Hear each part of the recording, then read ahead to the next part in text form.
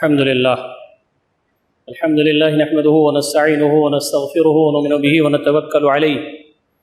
ونعوذ بالله من شرور أنفسنا ومن سيئات أعمالنا من يهده الله فلا مضل له ومن يضلله فلا هادي له ونشهد أن لا إله إلا الله ونشهد أن محمدا عبده ورسوله أرسله بالحق بشيرا ونذيرا. أعوذ بالله من الشيطان الرجيم. بسم الله الرحمن الرحيم.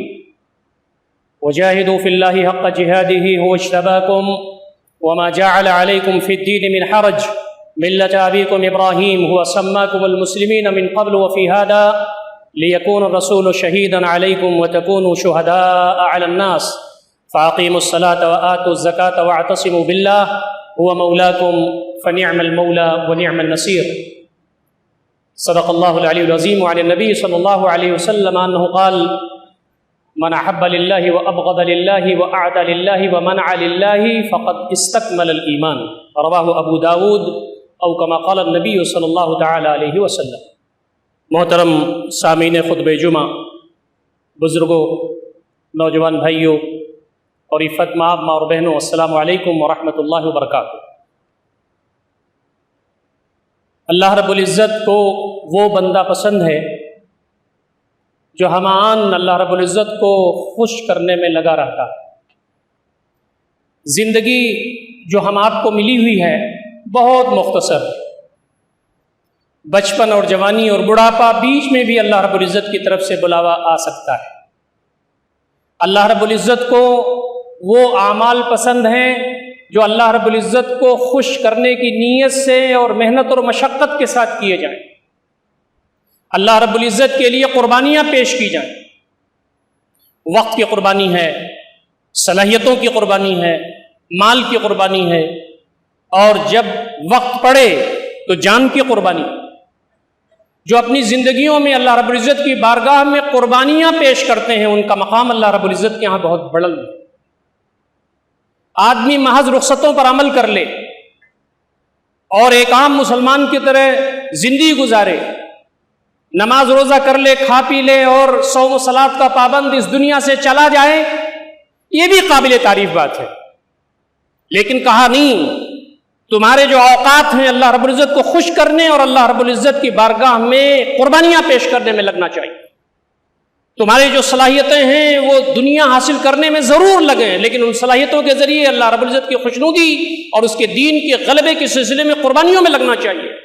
تمہارا مال اللہ رب العزت کے دین کے غلبے کے ذمہ لگنا چاہیے. اور تمہاری جان عزیز بہت قیمتی ہے اور ہندوستان میں اس کا بظاہر ابھی موقع نظر نہیں آتا، لیکن تمہارے دل کی رگوں کی گہرائیوں میں یہ جذبہ ہونا چاہیے کہ جان اللہ رب العزت کی دی ہوئی ہے اور ہمیں تیار رہنا چاہیے کہ اللہ رب العزت کے راستے میں جب موقع آ جائے تو جان عزیز کو اللہ رب العزت کی بارگاہ میں دے کر کے اجر عظیم کی خواہش کرنا چاہیے. یاد رکھیے کہ بندہ قربانی اسی شکل میں دیتا ہے جب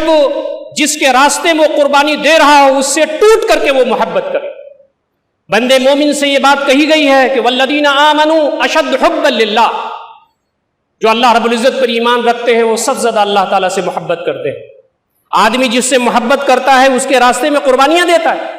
میرا محبوب میرے اعمال سے، میری قربانیوں سے، میری جو عظیمتیں ہیں اس سے خوش ہو جائے. تو اس بات کی ہمیشہ فکر ہونی چاہیے کہ ہمارا جو محبوب اعظم ہے اللہ رب العزت سے ہماری محبت بڑھتی جائے اور اللہ رب العزت کے راستے میں ہم قربانیوں کے انمول تحفے پیش کرتے رہیں. اس لیے فرمایا کہ تمہاری زندگی میں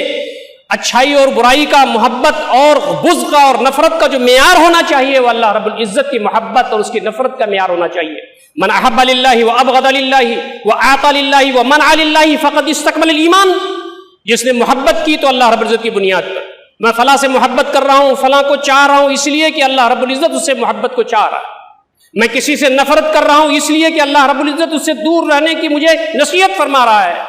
اور بندہ بے نیاز ہو جائے پوری کائنات سے کہ میں پوری دنیا سے اس لیے خفا ہوں کہ اللہ رب العزت اس سے خوش ہو جائے. تو فرمایا کہ یہ چیز تمہاری زندگیوں کی معراج ہے. اور کہا گیا کہ یہ دنیا تو رنگین بنائی ہی گئی ہے، یہ تمہارے آل و اولاد، یہ تمہارے اعزا و اقربا، یہ تمہارے گھر، یہ تمہارے بزنس، یہ دنیا کی چکا چوند تم کو اپنی طرف کھینچتی ہے تاکہ تمہیں اللہ رب العزت کے ذکر سے غافل کر دے اور تمہیں اللہ رب العزت کی محبت سے غافل کر دے. لیکن یہ بات بتائی گئی کہ اگر تم اللہ رب العزت کے مقرب بندے بننا چاہتے ہو تو ان ساری چیزوں سے بے نیاز ہو کر کے اللہ رب العزت کی محبت کی طرف آ جاؤ.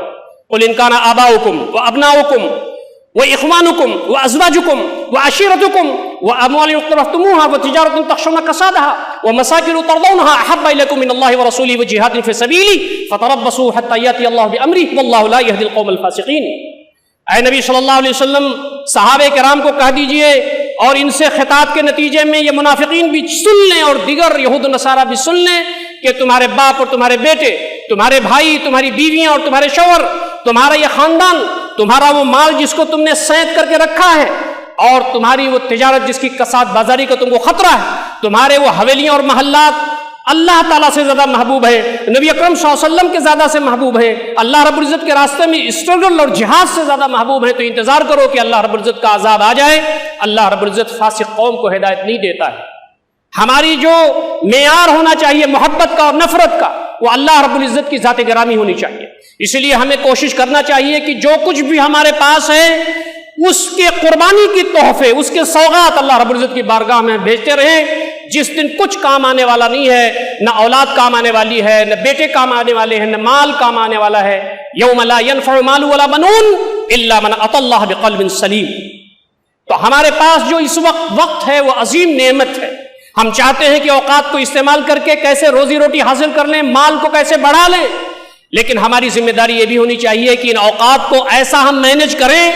کہ ان اوقات میں قربانی کا تحفہ اللہ رب العزت کی بارگاہ میں ہم پیش کر سکیں. ہم دین سیکھیں، دین کے سیکھنے میں اوقات کو لگائیں،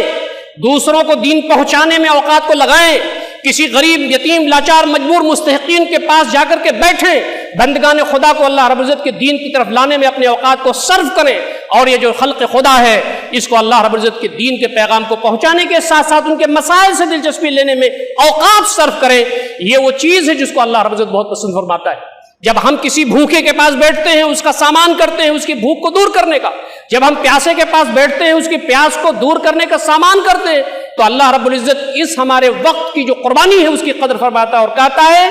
کہ میں قیامت کے دن اس کا بدلہ تمہیں دوں گا. اور بظاہر اس مجلس میں حاضر ہوتا ہوں جہاں تم جا کر کے یہ کام کر رہے ہوتے ہو. ہمارے اوقات بہت ساری جگہوں پر گزر جاتے ہیں، ضائع ہو جاتے ہیں. اپنے اوقات کی ہمیں تنظیم کرنا چاہیے، اپنے اوپر اوقات کو خرچ کرنا کہ ہم اللہ کے بندے بن سکیں. والدین کے پاس بیٹھنا، بیوی بچوں کی تربیت کرنا، پڑوسیوں کے درمیان بیٹھنا، عام مسلمانوں کے مسائل سے دلچسپی رکھنا اور بندگان خدا کے کام آنا اور ان تک اللہ تعالیٰ کا پیغام پہنچانا، یہ وقت کا بہترین استعمال ہے اور اللہ رب العزت سے خوش ہوتا ہے. دوسری چیز ہماری صلاحیتیں. اللہ رب العزت نے ہم تمام کو جو صلاحیتیں عنایت فرمائی ہیں وہ عظیم ہیں. کہا جاتا ہے کہ ہم میں نہ جانے کیا کیا صلاحیتیں. اللہ رب العزت نے زبان کو سیکھنے کی صلاحیت ہمیں عنایت فرمائی ہے. بہت سارے لوگ ایسے ہیں اس دنیا میں جو مال کمانے کے لیے، اپنے اسٹیٹس کو آگے بڑھانے کے لیے، کارپوریٹ سیکٹر میں بہت اونچا مقام حاصل کرنے کے لیے بہت ساری لینگویجز وہ سیکھتے ہیں. حضرت زید بن ثابت رضی اللہ تعالیٰ عنہ کے بارے میں آتا ہے کہ وہ 6 زبانیں جانتے تھے، اس میں مہارت حاصل ہے ان کو.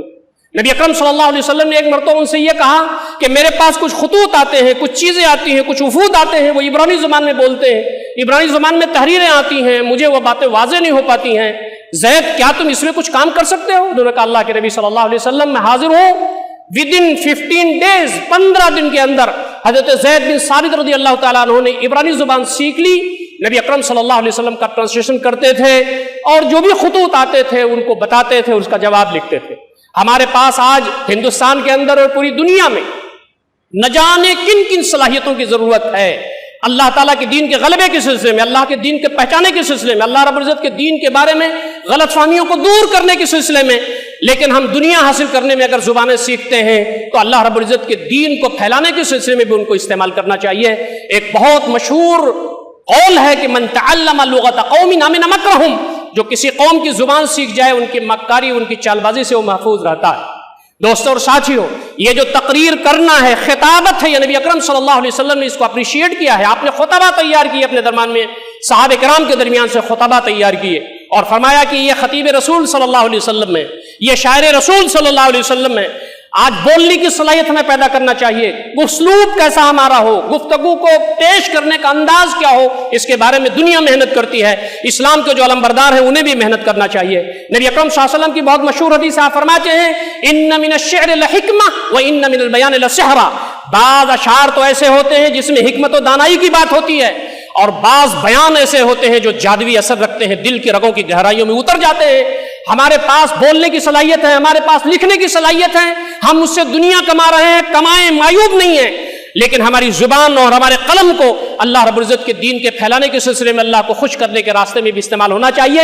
اس لیے کہ وہ دن دور نہیں ہے جب اللہ رب العزت کے سامنے ہم حاضر ہوں گے اور اللہ رب العزت جب ہمارا حساب و کتاب لے رہا ہوگا اور یہ کہے گا تم نے بہت ساری زبانیں سیکھی، تمہاری زبان بہت اچھی تھی، تمہارا قلم بہت اچھا تھا، تم نے ان ساری چیزوں کے لیے دنیا بٹوری، لیکن میرے دین کو اس کی ضرورت تھی، اس کے لیے تم نے کیا کیا؟ یہ وہ قربانیاں صلاحیتوں کی ہیں جو اللہ رب العزت کے راستے میں ہمیں بھیجنے کا آج موقع ہمارے پاس حاصل ہے۔ بہت سارے لوگ ایسے ہیں جن کے پاس انتظامی صلاحیت ہوتی ہے، ایڈمنسٹریٹو کوالٹیز اور ایبلٹیز ان کے اندر ہوتی ہیں، وہ معاملات کو بہت اچھے طریقے سے مینج کر سکتے ہیں، یہ صلاحیت بھی دین اسلام کو ضروری ہے۔ آج نہ جانے کتنی صلاحیتیں ہیں جو منہ کھولے کھڑی ہیں کہ آئیں اسلام کے علمبردار امت مسلمہ کے فرزند آئیں، اس کو سیکھیں، اور اس کے ذریعے اللہ رب العزت کے دین کے سلسلے میں جو غلط فہمیاں آ رہی ہیں یا اللہ رب العزت کا پیغام جو پوری طریقے سے عام نہیں ہو پا رہا ہے اس کو پھیلانے میں اپنا رول ادا کریں۔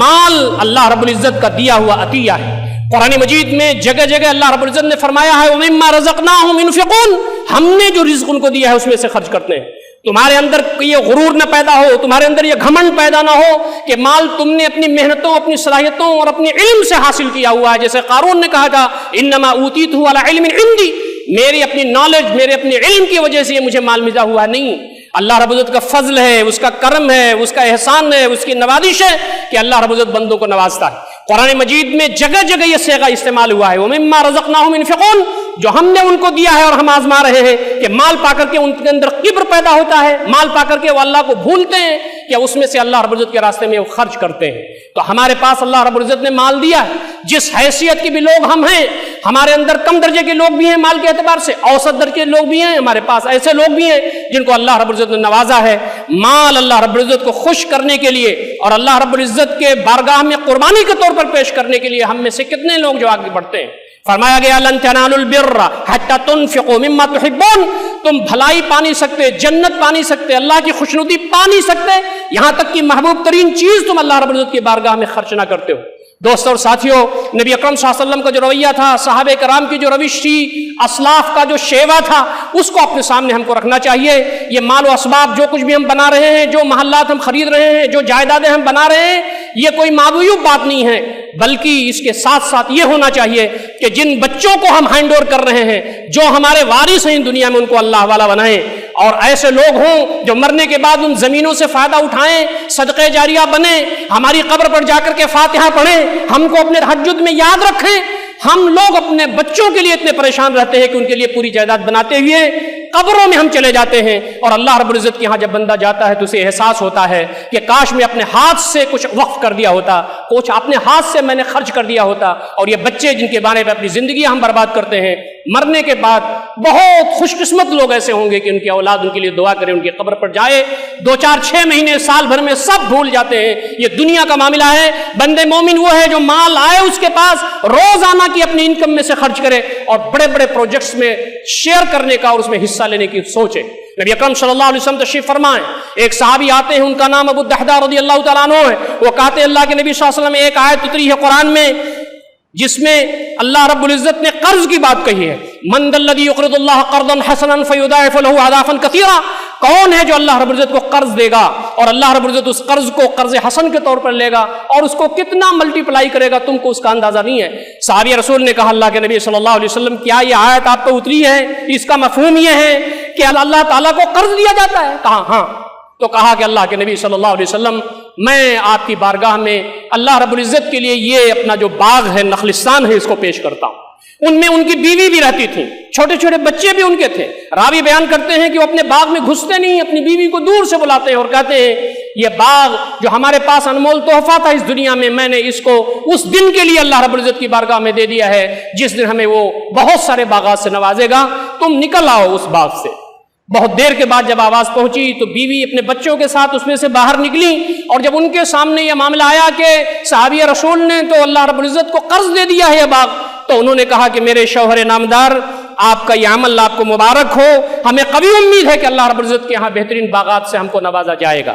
جہاں ہمارا مرد تیار ہو اللہ کے راستے میں انفاق کرنے کا، وہاں اس کی بیوی پیچھے سے سپورٹ کرنے والی ہو، بچے اس کو حوصلہ دینے والے ہو، ایک ماحول ایسا بننے والا ہو کہ اللہ رب العزت کے دین کے لیے ہم محنت کرنے والے ہیں۔ یہ دنیا پارٹ ٹائم بینگ ہے، ہمیں اللہ رب العزت کی جنت کی طرف جانا ہے۔ یہ دنیا تو ایسے شجر سایہ دار ہے جس کے نیچے ایک مسافر تھوڑے دیر کے لیے آرام کرنے کے لیے لیٹ گیا ہے۔ ما انا فی الدنیا الا کراکب استظل تحت شجرۃ ثم راح وترکها، میری مثال تو ایسی ہے اس دنیا میں جیسے ایک پیڑ کے نیچے تھوڑی دیر کے لیے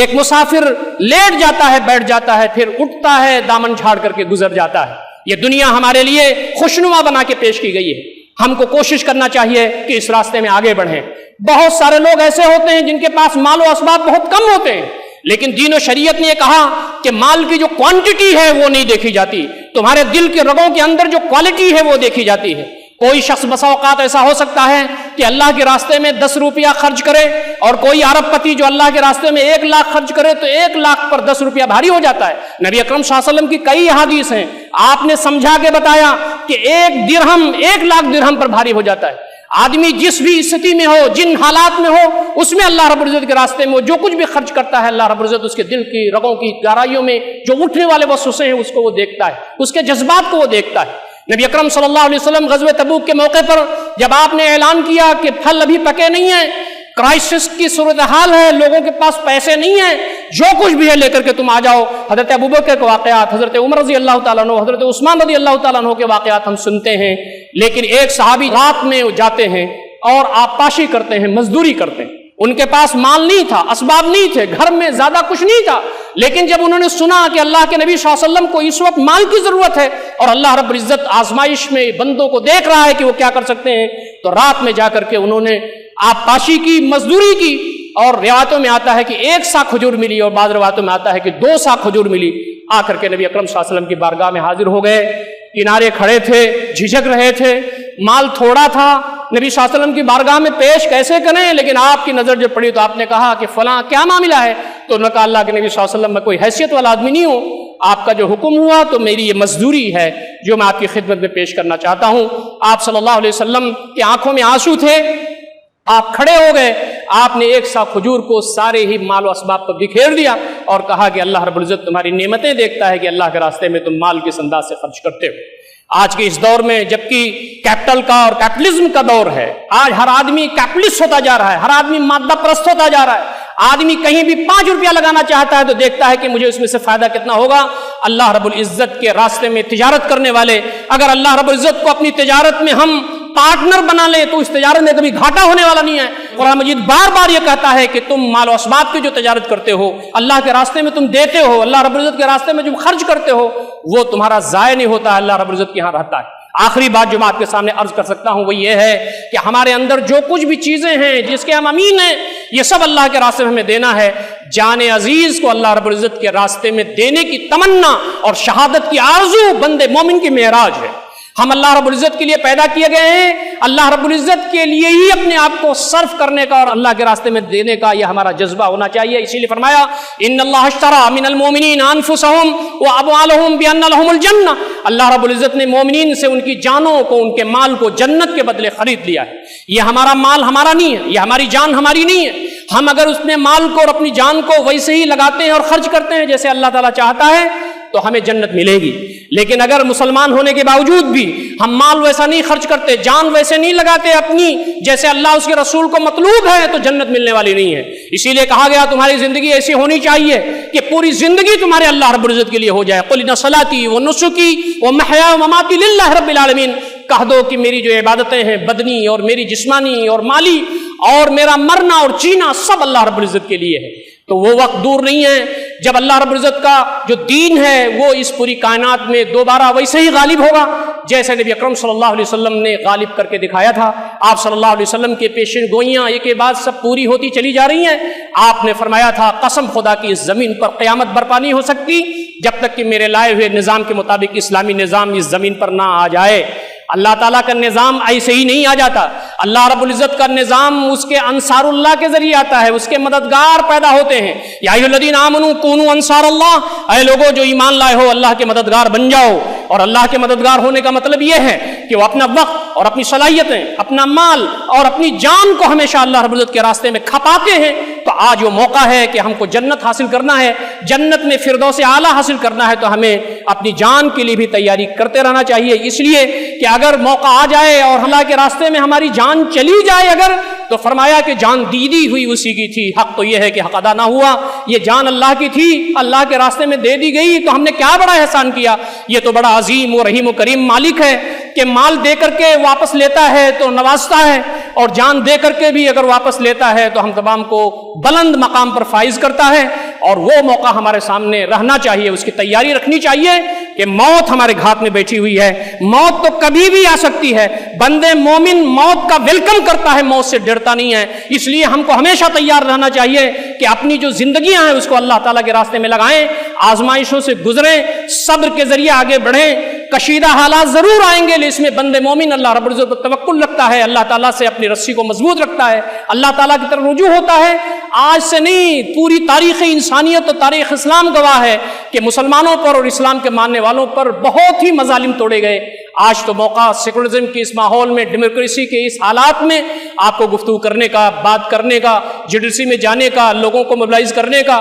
موقع حاصل ہے، ہیومن رائٹس کے ادارے موجود ہیں، آپ کے بارے میں بولنے والے لوگ موجود ہیں۔ ذرا تصور کیجئے نبی اکرم صلی اللہ علیہ وسلم کے سفر ہجرت سے پہلے مکی دور کا، جب مارے جا رہے تھے، پیٹے جا رہے تھے، جب موب لنچنگ ہو رہی تھی، شہید کیے جا رہے تھے، مکہ کی گلیوں میں گھسیٹے جا رہے تھے، ہیومن رائٹ کا کوئی ادارہ نہیں تھا جو بول پائے، FIR کہیں لکھی جا نہیں رہی تھی، کہیں کوئی سنوائی نہیں تھی۔ آج کا یہ دور کم از کم نبی اکرم صلی اللہ علیہ وسلم کے اس دور سے بہت اچھا ہے۔ حوصلے کے ساتھ رہیے، بچوں کی تربیت کیجئے، نوجوانوں کو سنبھالیے، اب جو کچھ بھی اللہ تعالیٰ نے نعمتیں دی ہیں اللہ تعالیٰ کے راستے میں لگانے کی کوشش کیجئے، گھر میں مت بیٹھیے، سماج میں لوگوں سے ملیے، غیر مسلم بھائیوں کے ساتھ جائیے، اپنے مومن بھائیوں کو ذرا موبلائز کیجئے، حوصلہ دیجئے، اپنے بچوں کو حوصلہ دیجئے، اور جتنی بھی صلاحیتیں ہماری ہیں وہ اس انداز سے تیار ہوں کہ جب ہم اللہ تعالیٰ کے سامنے جائیں تو اللہ تعالیٰ ہم سے خوش ہو جائے اور کہے کہ فادخلی فی عبادی وادخلی جنتی۔ ہمارا ماحول تو ایسا ہونا چاہیے کہ جب ہمارا انتقال ہونے لگے اور ہماری بیوی اور ہمارے بچے یہ کہنے لگے کہ ابا رخصت ہو رہے ہیں،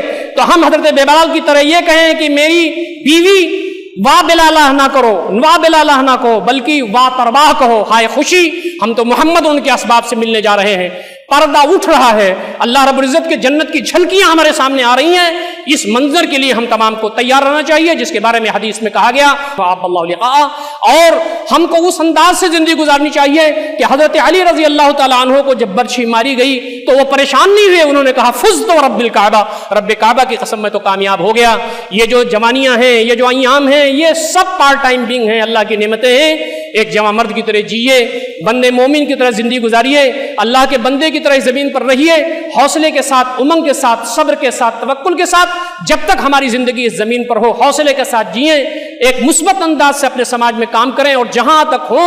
ہم تمام اچھائیاں بکھیرتے پھریں، لوگوں کی مدد کرتے چلیں۔ اللہ تعالیٰ سے دعا ہے کہ بار الہ ہم تمام کو ان سارے امور و مسائل پر غور فکر کرنے اور عمل کرنے کی توفیق عنایت فرمائے۔ اقول قولی ھذا استغفر اللہ لی ولکم اجمعین واستغفروہ انہ هو الغفور الرحیم۔